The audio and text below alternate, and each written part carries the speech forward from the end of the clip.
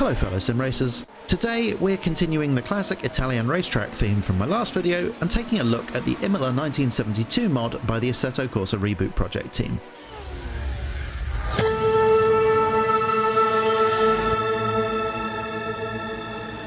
The Autodromo Dino Ferrari, as it became known in 1970, was fast, bumpy, and even by the standards of the time, dangerous.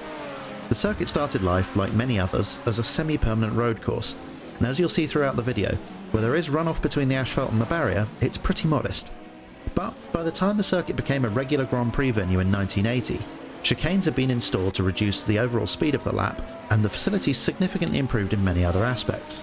So, the circuit represented by this mod is that of a racing venue in a transitional state.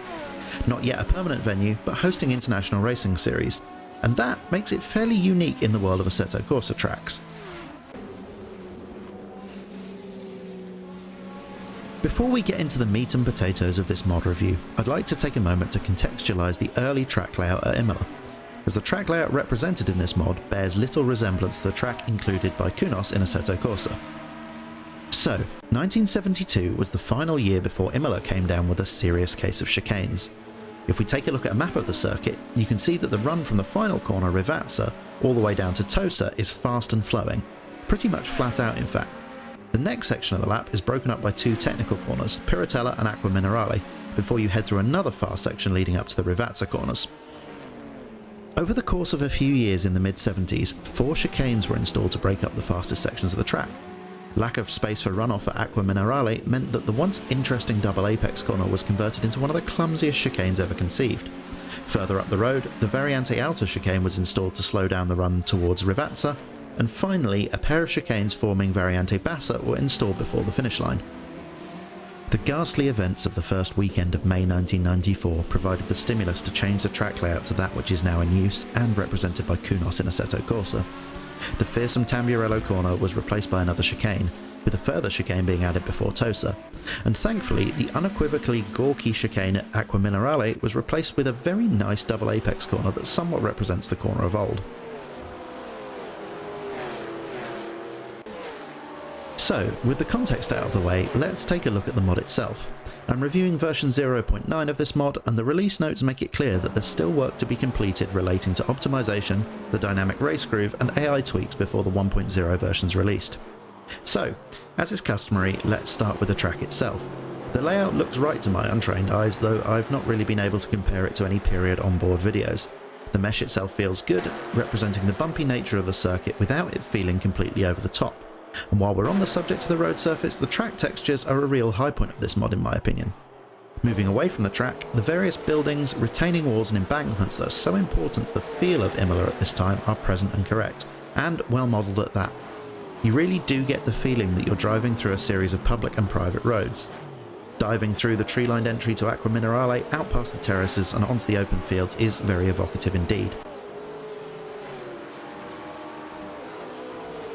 With the usual caveat that this mod has been created for free, by hard-working, community-minded folks in their precious free time, there are a few areas that could be improved upon.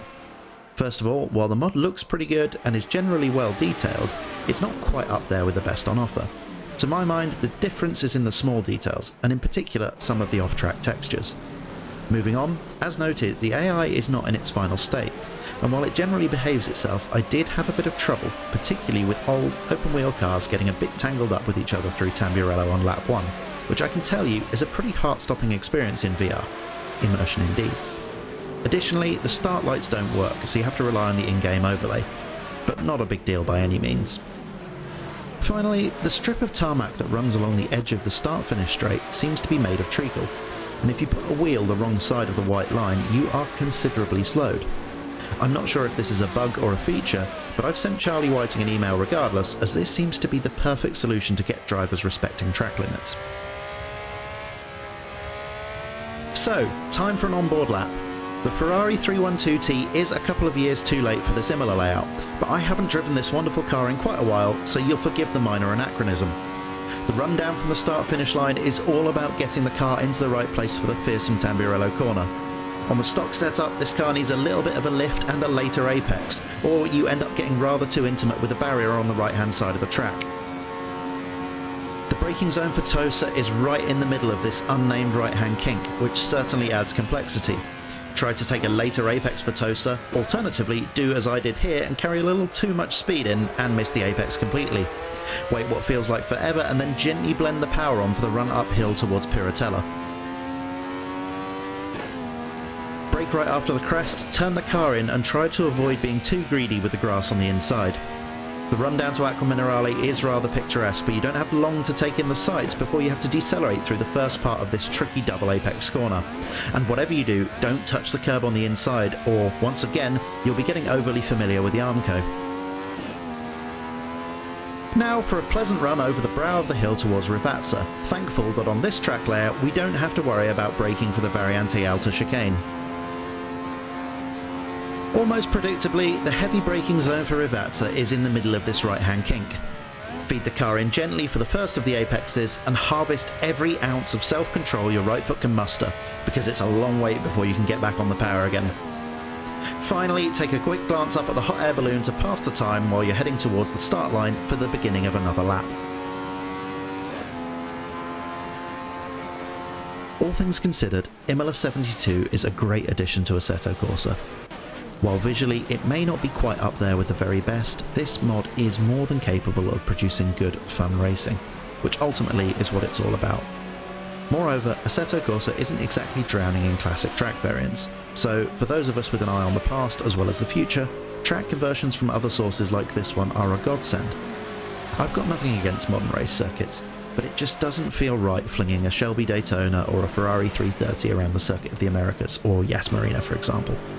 So, if you occasionally like your sim racing with a side order of sepia-tinged nostalgia, I'm sure you'll love this 1972 Imola mod. Anyway, that about wraps things up for this mod review. As always, if you'd like to download the track, I've put a link to the Assetto Corsa Reboot Project website in the description. I hope you enjoyed the video. If you did, then it would be great if you could hit the like button and subscribe to my channel. If you've got any suggestions for content you'd like to see on the channel in future, then please let me know in the comments. As always, thank you for donating your precious free time by watching. It is very much appreciated. So all that's left to say is goodbye, thank you for watching, and enjoy the rest of your day.